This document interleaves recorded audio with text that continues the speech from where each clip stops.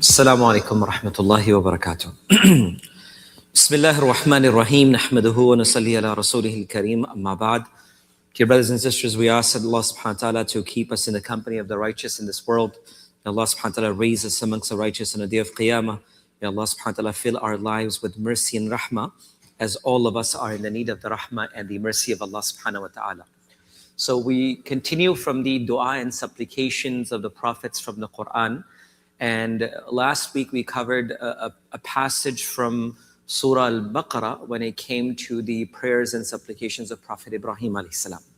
There's another beautiful passage, and of course all of these are very, very beautiful passages. There's a very beautiful passage in Surah Ash-Shu'ara, which is the 26th surah in the order of recitation, where around verse 79, 78, Prophet Ibrahim alayhi salam begins to praise Allah subhanahu wa ta'ala for his bounties and blessings that he has bestowed upon us, from the ability of sight and seeing and family and all the different things. So we begin to hear Ibrahim alayhi salam's continuous praise of Allah subhanahu wa ta'ala. And as soon as the praise concludes and finishes, Prophet Ibrahim alayhi salam asks for a series of dua again. There's a series of dua that he asks. Verse 83, 84, 85, and they're so profound. I wanted to cover a few today, but I want to take a little bit more time and take every dua at its own and to learn from the depth of each and every word that he said. So this is Surah Shu'ara, chapter 26, verse number 83. So after praising Allah subhanahu wa ta'ala, this is the first thing or first dua that he asks. And he says, Ba'da a'udhu billahi minash shaitanir rajeem, Bismillahir Rahmanir Rahim, Rabbi habli hukman walhiqni bis-salihin. He said, Rabbi habli hukman walhiqni bis-salihin. He said, O my Rabb, tabaraka wa ta'ala, O my Lord, grant me sound judgment. O Allah subhanahu wa ta'ala, grant me the ability to make decisions that are sound and clear. So he says, Rabbi habli hukman. O Allah, grant me the ability to make decisions with sound understanding. And I'll get to the details of all of that in just a few moments. وَأَلْحِقْنِي بِالصَّالِحِينَ. And join me with the righteous. So this is after praising Allah subhanahu wa ta'ala and beautiful passage of the greatness of Allah, he asks for this. And this is one package of dua. That, oh Allah, grant me the ability to make sound decisions and join me with those that are righteous. So subhanAllah, with this very particular dua, what we really understand is that this dua, if you look at the tariq or the siras and the tafsir of the Quran, it most likely appears that this dua itself was made after the declaration of Tawheed. When the people of Ibrahim alayhi salam stood against him and he stood for the oneness of Allah subhanahu wa ta'ala and Tawheed, according to the commentators, that most likely it was at the time of affirming of Tawheed and rejecting of the idol worshipping. And this was the dua that he made right after that. And, the one thing that we see from this is an adab of making dua as well. And one of the adab of making dua itself is to continuously praise Allah subhanahu wa ta'ala before we put our demands or asks. And that's why when we begin Surah Al-Fatiha, we begin with Alhamdulillahi Rabbil Alameen, Ar-Rahmanir Rahim, Maliki Yawmiddin. These are all praise of Allah subhanahu wa ta'ala. So when we get to do our individual dua, and the purpose of learning from these passages is to make our dua stronger and more beautiful. So when we get to make dua and Allah subhanahu wa ta'ala gives us a chance, get some time before your dua to sit down and praise Allah subhanahu wa ta'ala. That, oh Allah, you are so beautiful. Oh Allah, you're so great. You're so kind. You're so merciful. And not just words, but words that you can relate with Allah subhanahu wa ta'ala. Praise Allah subhanahu wa ta'ala from the depth of your heart as much as you can prior to putting your needs in front of Allah subhanahu wa ta'ala. Even though Allah doesn't need, He's above and beyond, but it is for us that we praise Allah subhanahu wa ta'ala. So that's the one thing. And again, and one of the most beautiful parts of the Quran itself is the miracles of linguistics in the Quran. The word hab, Rabbi habli hukman, If you know a little bit of Arabic, if you want to ask something or give something, yalla a'ti or tu'ti mitlab, that means to give someone something. But the word hibatun or wahaba yahibu, which is the Arabic root word itself, it means to gift someone freely without any compensation. Meaning that it's stronger than saying, oh Allah, give me. It means that, oh Allah, give me a divine gift, even though I may be not deserving of it. Hiba in Arabic means to give someone something that they may not be even deserving of. When you ask someone for something, it might be that you are deserving of something in return. But wahaba in Arabic means to ask for something that you may not even have earned because of your own presence or your own deeds or your own existence. Something that a person asks knowing that they may not even be worthy of it. That's the word wahaba.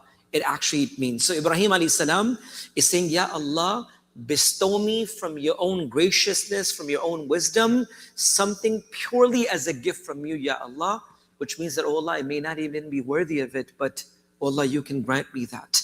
And that's why whenever we hear the word wahaba in Arabic, it means a priceless gift in the Quran. That's what the word wahaba in Arabic means. For example, in portions of the Quran, Allah subhanahu wa ta'ala mentions, Allah gives and grants sons to whoever He wishes. He grants daughter to whoever He wishes. And He gives sons and daughters to whoever He wishes. And He does not grant any to any.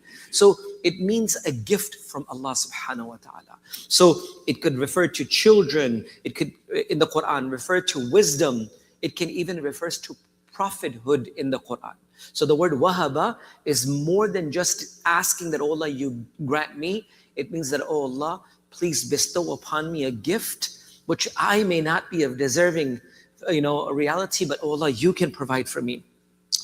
And then he says, oh Allah, wahabi hukman. Oh Allah, grant me hukman. Now, what does the word hukman actually mean? There are multiple, meanings that the scholars have mentioned.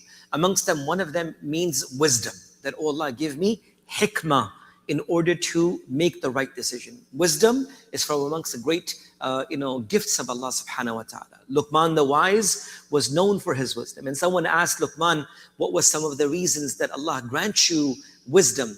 And he says, amongst the few things that Allah subhanahu wa ta'ala bestowed, and this is a long story, Shaykh Zakaria rahmatullahi alayhi has written, that one day a man was walking by and he saw Luqman the wise sitting in a gathering of people giving, advice of wisdom. And he says, aren't you the servant and the slave of so-and-so and used to graze the sheep of so-and-so? He says, yes, I'm that same person. He says, how did you get this hikmat from? So he says, truthfulness in speech. He says, I do my best to, whenever I speak truthfulness in speech, fulfillment of my covenants and protecting myself from things that are not concerning to me. Truthfulness in my speech, fulfilling of my promises and protecting myself from la'yani, things that are not concerning to me, Luqman the wise said. So he said, oh Allah, grant me hukman. So some had mentioned it means wisdom.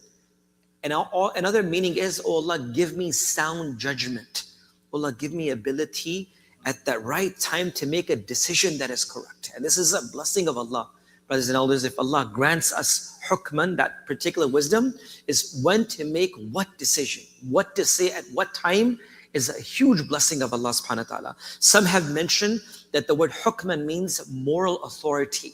That Allah give me that compass inside of me that allows me to make that right moral decision in our lives. And subhanAllah, brothers and sisters, the time when morality is finishing in the lives of people, asking Allah that give me the ability of that moral compass to make the right decision.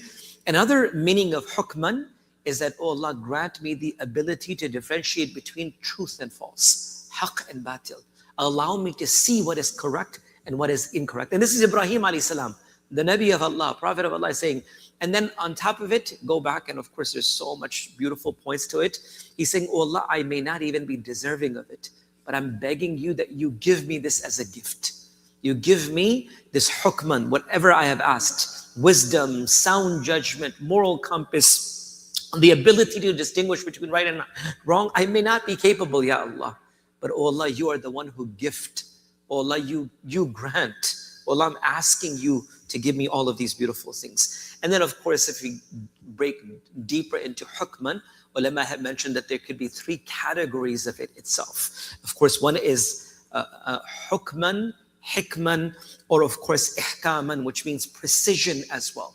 And subhanAllah, and that refers to restraining from something and putting something at its right place. And that's what the Arabic, and this beauty of the Arabic language itself is, to travel to a place and to reach the exact destination and point itself is also known as hukman in the Quran itself. So again, Prophet Ibrahim alayhi salam, after praising Allah subhanahu wa ta'ala, is saying that, oh Allah, grant me from your own treasures wisdom that will allow me to make the right decision. And then, وَأَلْحِقْنِي بِالصَّالِحِينَ. He didn't say that, oh Allah, make me.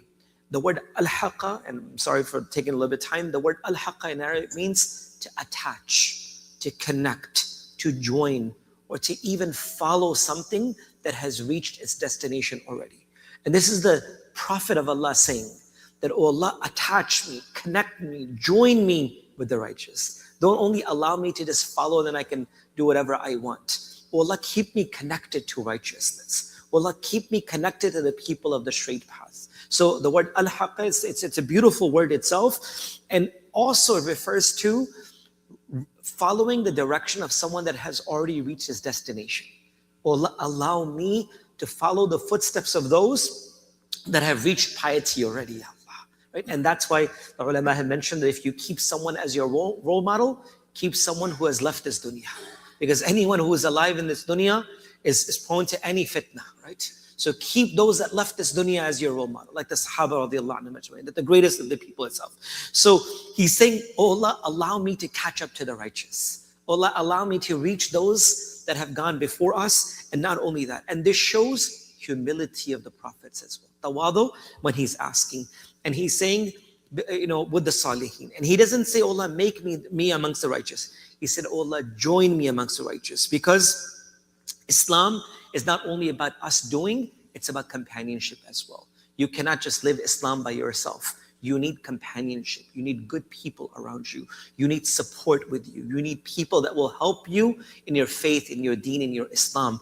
And that's what Prophet Ibrahim is also saying. He didn't say, oh Allah, make me righteous. Make me from amongst the righteous. That, oh Allah, give me a good companion, good friends too. That will be a good support system for me as well. There's so much to do, but I'm going to stop here. Inshallah, we'll continue from tomorrow. So it's Surah Shu'ara, chapter number 26, where he praises Allah subhanahu wa ta'ala in multiple ayats. And verse 83 is where Prophet Ibrahim alayhi salam begins to ask Allah subhanahu wa ta'ala. And the first portion of the dua is, oh Allah, Rabbi habli hukman. Habli means, oh Allah, grant me, not only give me, grant me from your treasures, which I may not be of deserving factor, but oh Allah, you are so kind in giving hukman. Give me wisdom, foresight, sound decisions, all those things. Wa alhiqni, and connect me, join me, allow me to reach salihin. Not only make me righteous, but from amongst the righteous and salihin. May Allah accept this on behalf of all of us and allow us to practice, inshallah. Subhanallah wa bihamdihi. سبحانك اللهم وبحمدك نشهد ان لا اله الا انت نستغفرك